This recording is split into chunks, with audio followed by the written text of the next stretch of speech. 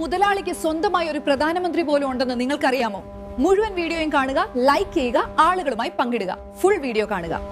150 വർഷങ്ങൾ കൊണ്ട് ബ്രിട്ടീഷുകാർ ഇന്ത്യയെ കൊള്ളയടിച്ചതിനേക്കാൾ 10 മടങ്ങ് വേഗത്തിലാണ് കഴിഞ്ഞ 11 വർഷം കൊണ്ട് ഭരിക്കുന്നവർ ഇന്ത്യയെ കട്ടുമുടിച്ചുകൊണ്ടിരിക്കുന്നത്. അതിന്റെ ഏറ്റവും വലിയ ഗുണഭോക്താവാണ് അദാനി. എന്തുകൊണ്ടെന്നല്ലേ പറഞ്ഞുതരാം. ശതകോടികൾ വില വരുന്ന ഭൂപ്രദേശങ്ങൾ വെറും 1 രൂപക്കാണ് BJP അദാനിക്ക് നൽകിയത്.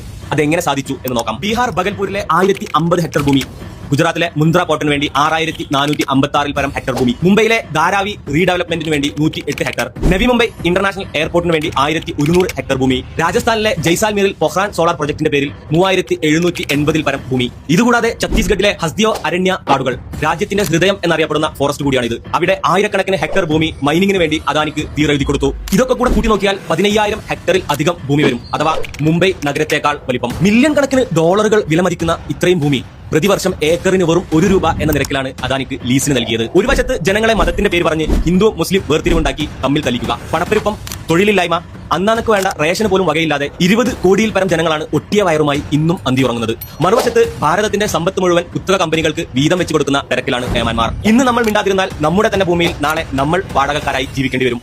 വിൽക്കപ്പെട്ട നമ്മുടെ മാധ്യമങ്ങൾ ഇത്തരം വിഷയങ്ങൾ കൈകാര്യം ചെയ്യുമെന്ന് തോന്നുന്നില്ല. പക്ഷേ നമ്മൾ ഇത് പറഞ്ഞുകൊണ്ടേയിരിക്കും. മാക്സിമം ആളുകളിലേക്ക് എത്തിക്കുക.